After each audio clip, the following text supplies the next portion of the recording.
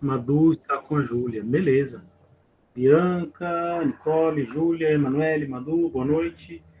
Gente, quase que eu esqueci o encontro hoje. É, Então, hoje a gente continua a análise, né, do projeto, que era dos contos. Isso aqui é meio que um conto estendido, é uma novelinha juvenil, O Dia em que Choveu Cinza, tá? Muito bonitinho, né?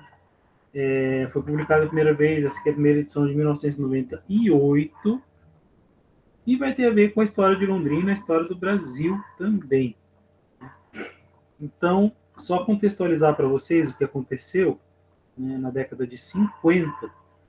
Então, o café, a cultura do café no século XX, ela passou ali, ela era muito cultivada ali no sudeste do Brasil, né, eixo Minas, São Paulo, Rio um pouquinho, e migrou para o Paraná. E se deu muito bem com a terra paranaense, principalmente do norte do Paraná. É uma terra muito rica, muito fofa, muito fértil, e explodiu, deu produção, produção, produção, produção, produção, né? E daí isso a gente viu muitas dessas histórias, né? Com muitos dos contos que se passam em Londrina, se passa ali no norte do Paraná, a gente viu essas questões, tem aquela do uma história de amor, geada, vários outros. E na década de 50, o que houve? Londrina começou a produzir tanto, tanto, tanto, tanto café em tanta abundância, de qualidade, era uma coisa louca, né?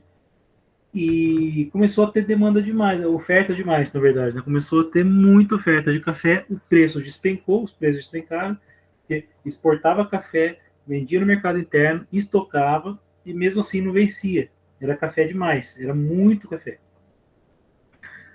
Aí o governo, em vez de deixar a economia andar com as suas próprias pernas, né, como ele costuma fazer sempre, independente de quem está lá, resolveu intervir na economia do país e comprar aquele café excedente que os produtores tinham, né, por preço barato, e queimar. Por quê? Para não despencar mais o preço. Então, lá no norte do Paraná, aconteceu que tinha enormes fogueiras, assim, pilhas e pilhas de café, tá? Muito enormes, e eles tacavam fogo. E era fogo, fogo, fogo, era assim, eram uns braseiros gigantescos, e o céu ficava todo cinza, né, todo preto, aquela cinza de café sendo queimado. E meu pai ele testemunhou isso quando ele era bem pequenininho. Né? Isso aí aconteceu no meados da década de 50. E ele chegou a ver, né, tudo pretejado durante o dia, aquela nuvem preta, no meio da tarde, tudo. E ele inventou uma história que se passa nessa época. Né? A ironia do caso é que pouquíssimo tempo depois, em 1955, aconteceu a primeira geada feia no norte do Paraná que matou tudo cafezal. Né? Então a própria natureza se encarregou de acabar com aquele suposto excedente que já não tinha mais, né? E ela não foi tão feia quanto a geada de 75, que é aquela do ponto geada. Né? A geada de 75 destruiu o café paranaense, destruiu mesmo, matou tudo. Algumas pessoas ficaram pobres, algumas pessoas ficaram ricas, né?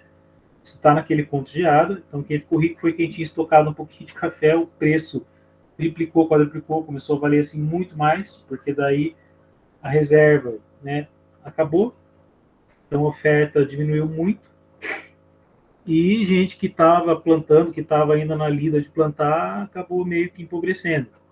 Né? E, inclusive, o norte do Paraná passou por uma transformação muito significativa nessa época. Tá? O que aconteceu com o norte do Paraná? Cidades como Londrina e Maringá, por exemplo, que já estavam crescendo, continuaram crescendo. Por quê? Porque investiram em outros polos. Londrina investiu em agropecuária, comércio, Maringá indústria, comércio, prestação de serviço. Então elas tinham uma vida econômica muito ativa e já não dependiam só do café. Já estavam fazendo outras coisas. Então, mas por exemplo, o entorno de Maringá, o entorno de Londrina, as cidades menores, elas que elas eram? Elas murcharam, diminuíram, porque elas dependiam só de café e de repente o café acabou. Então teve um êxodo muito grande, por exemplo, de Sertanópolis para Londrina. Sertanópolis, em 1975, antes da geada, tinha 35 mil pessoas. Hoje ela tem 17. Ou seja, tem exatamente metade. Não recuperou até hoje. São cidades meio feias, meio mortas, meio bagaçadas lá, largadas no tempo. Isso aconteceu em São Paulo também. Tem as cidades mortas do Vale do Paraíba. Então é isso. Isso é um contexto aí do que aconteceu. Só que 20 anos antes, é um ciclo, né? É um ciclo de 20 anos. No 95 teve uma geada feia também. Acontece uma geada feia no norte do Paraná, no Paraná de maneira geral, e em 55 também foi feia. Foi a segunda mais feia da história. Então, assim, o governo se afobou, quis intervir, a própria natureza ia cuidar disso. Mas, enfim, se passa lá essa historinha. Então, o protagonista da história é o senhor João de Deus, que é esse senhorzinho aqui, né, da ilustração, um sujeito bonzinho, né, muito querido, muito caridoso, né, sujeito muito simples, né, que gostava de cuidar de bicho, gostava de conversar com as pessoas, um carroceiro, né, o carroceiro ele fazia frete de carroça. Então tem o cavalo dele, ele vivia conversando com o cavalo ali, aquele pensamento simples, aquela simplicidade de pensamento, aquela bondade muito, muito grande dele, né, casado com uma mulher que é uma peste. Foi meio injusto com a mulher ali. A mulher dele é meio azeda, né, meio amarga, quer matar os bichinhos, não gosta, fica enchendo o saco dele, pedindo assim. Algumas coisas que ela faz são justas, né? Porque a mulher, ele é mais descabeçado, que vive cada dia, né, um dia depois do outro, vive o presente e não se preocupa com o futuro. E ela, não, você tem que ver a aposentadoria, tem que ir lá, não sei o que, do governo, tem que fazer blá blá blá, burocracia. E ele não tinha saco com isso. Ele era um cara que vivia dia após dia e falava assim: ah, mas e no dia que você não aguentar mais carregar a carroça? Daí eu vejo o que eu faço. Então ele era um cara mais sossegadão. E ela, uma mulher super ansiosa e meio maldosa. Dá para perceber algumas coisas que ela fazia aqui. Tanto que os animais não se aproximavam muito dela. Os animais, os gatos eram ariscos e tudo em relação a ela. E uma das coisas que esse João de Deus fazia era recolher bichinho da rua, tratar e depois doar para as pessoas, porque sabia que a mulher não gostava e ela ameaçava matar.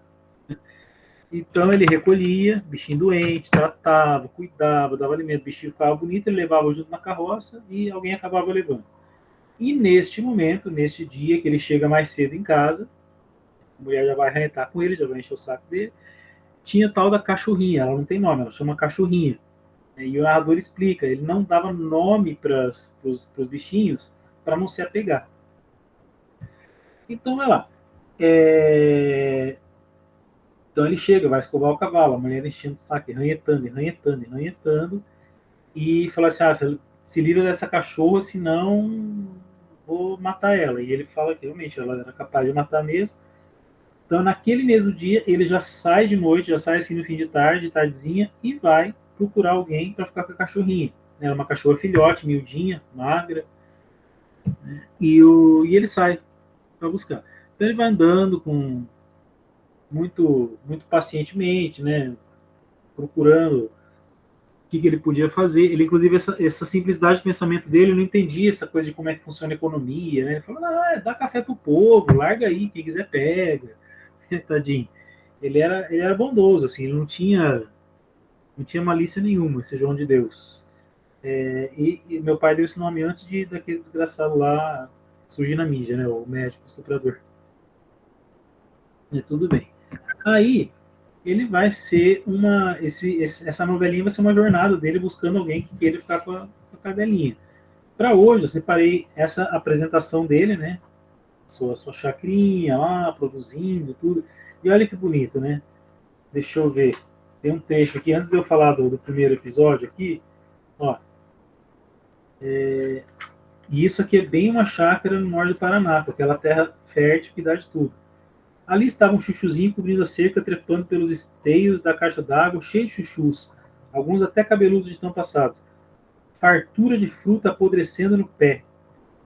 Ali estava a jabuticabeira toda florida, o abacateiro até avermelhando de tanta folha nova, feito um enorme buquê plantado no meio do terreiro.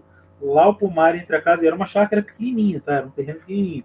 Entre uma casa e o pastinho, 2 dúzias de pé de fruta diferentes, todo tipo de chá, flor de todo tipo, de todo canto de beija-flor, que era precisa andar com cuidado. E a mulher ainda arranhentava que o beija-flor um dia ia matar ela, porque ia cegar ela, que ia... Enfim, a mulher era chata. Enfim, isso aqui é a fertilidade da terra do Paraná, dava de tudo. E meu pai fala isso com experiência de causa, porque ele morou em chácara durante 20 anos da vida dele. Estou com uma chácara lá em Londrina, e a chácara era uma chácara de uns 3, 4 mil metros, dava de tudo mesmo. Tudo em grande quantidade, tudo grande. Aquela terra lá é realmente... Então, ele fala assim para o cavalo, ele ficava conversando com o cavalo, né? O que mais uma pessoa pode querer? Né? O que a pessoa pode querer mais? Falou para o cavalo abrindo e fechando o olho, e a mulher já fala lá, você quer falar comigo, a gente fale alto. Ele se cala, vai lá. Então a primeira pessoa que ele encontra no caminho é um bêbado no boteco. Né? E um bêbado, desses de rua mesmo, que fica lá encostado no balcão do boteco, já vai querer ficar com a cachorrinha, alguém para me fazer companhia, me lamber minhas feridas quando eu estiver mal, né? Porque todo mundo precisa ter um companheiro, o cachorro é o melhor amigo do homem. E ele fica insistindo, fica tirando aqueles dinheiro de esmola, né? Amassado, moedinha, não sei o que quer comprar cachorro. Ele dá uma desbaratinada lá no bêbado, né? E não quer saber. Assim, vai embora. E continua na rua olhando, né? E daí ele começa aqui esse último parágrafo é interessante, nesse último parágrafo do texto que vocês leram para hoje. Ele continuou pela rua olhando aquilo, que coisa, parecia coisa da Bíblia, uma nuvem negra, né, uma chuva negra de cinza. Então ele falava assim, poxa vida, né, parecia uma cena apocalíptica, assim, escuridão cobrindo o céu, chovendo cinza. E daí você não vê essa simplicidade de pensamento dele. Mas ele é simples e é profundo também. Logo num dia assim, tinha que encaminhar a cadelinha mirrada. Além de tudo, ela tinha azar.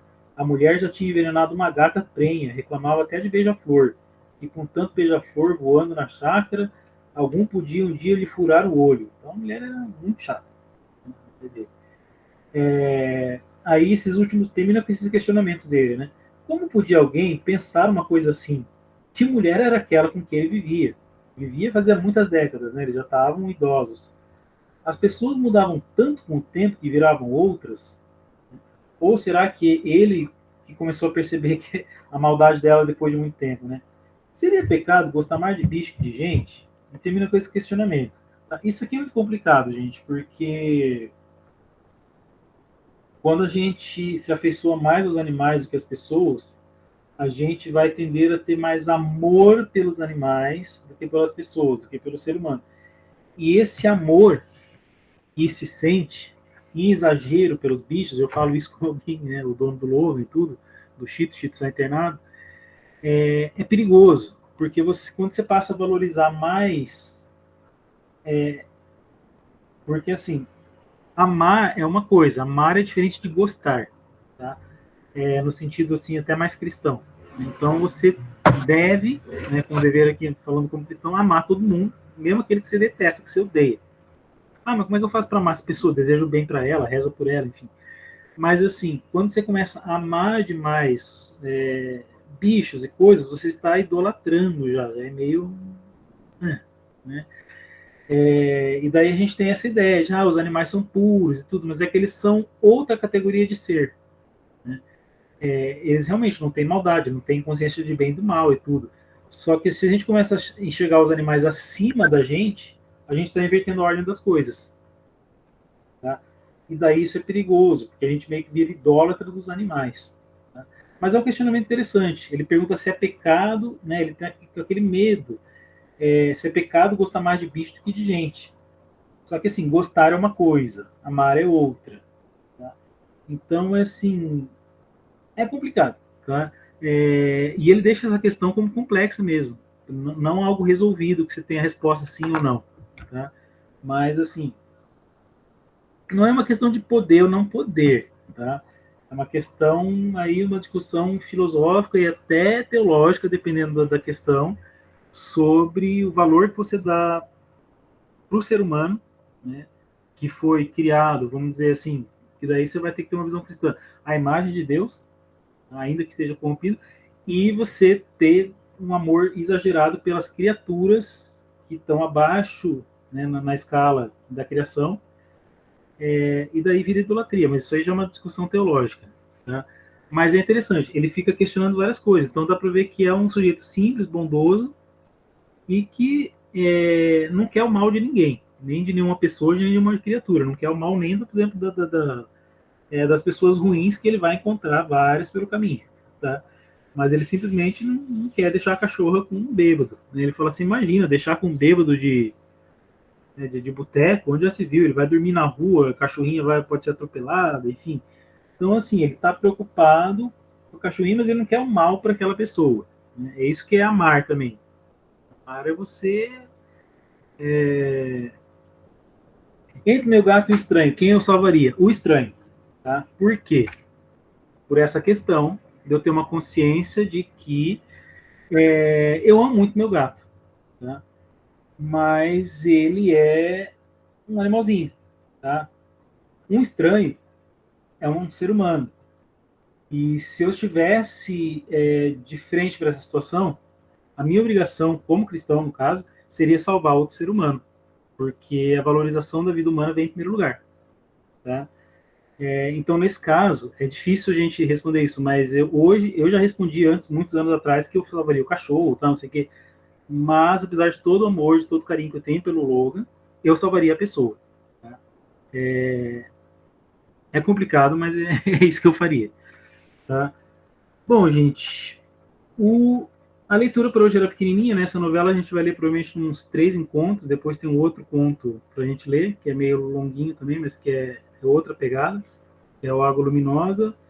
Estão gostando da historinha? Estão achando legal? É bem leve, bem tranquilo de ler. Acho fofo. Aí vai, ó, vai ter criança com mãe, vai ter o verdureiro, vai ter o relojoeiro, vai ter a freira, né, vai ter o padre, vai ter um monte de gente que vai passar e, assim, por algum motivo não vai poder ficar, até que vai chegar um que vai ficar. Mas daí isso vai lá pro fim da história. Triste por causa da cachorrinha. Mas lembra, é uma novelinha juvenil. Olha que fofinho. Só que tem cara de que vai ter final triste. Tô dando spoiler aqui. Tá? Vai ser uma jornada. Tá? Vai ser uma jornada de algumas horas aí do Senhor João de Deus com a cadelinha. E nós vamos ver como é que vai terminar isso. Tá? Então, alguns de vocês vão ficar curiosos, vão querer sair lendo na frente, tudo. Tá? Depois eu vou selecionar quais páginas, qual trecho vocês vão ler para a semana que vem. Tá? Vão ser encontros mais curtos, como eu falei, né? Uma discussão. Provavelmente semana que vem vai ter que começar um pouquinho mais cedo o encontro, tá? E vai ser mais curtinho mesmo, porque tem reunião de paz, eu vou ter que estar lá às 7, 7 e pouco. Então, acho que vai ser às 6h15, tá? Mas vai ter, tá bom? Gente, mais alguma coisa, mais alguma colocação a respeito da história? Fofinha, bonitinha, leve, né? Não tem as baixarias que nos contos mais pesados, né? Que alguns não gostaram.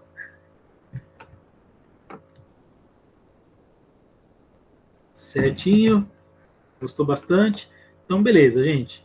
Daqui a pouco eu vou selecionar o trecho para a semana que vem. Vou falar com vocês lá no grupo, né? Qual é o trecho para ler. Avisando que tem gente que acho que vai acabar lendo até o final. Tá? Ó, ele é curtinho, tem 45 páginas no livrinho, acho que no arquivo tem menos páginas ainda. Tá bom? Achou interessante para refletir? Sim, interessante para refletir. Essa questão, eu trouxe de propósito essa cartão e eu parei nesse questionamento dele de propósito para engajar esse questionamento, essa discussão mesmo, tá? Porque ela é importante. Tá? Então, vá refletindo a respeito disso, tá bom? Aos restantes, agradeço muito a presença de vocês, tá? A interação aqui, e a gente se vê semana que vem, beleza? Ok? Tchauzinho, gente. Obrigado.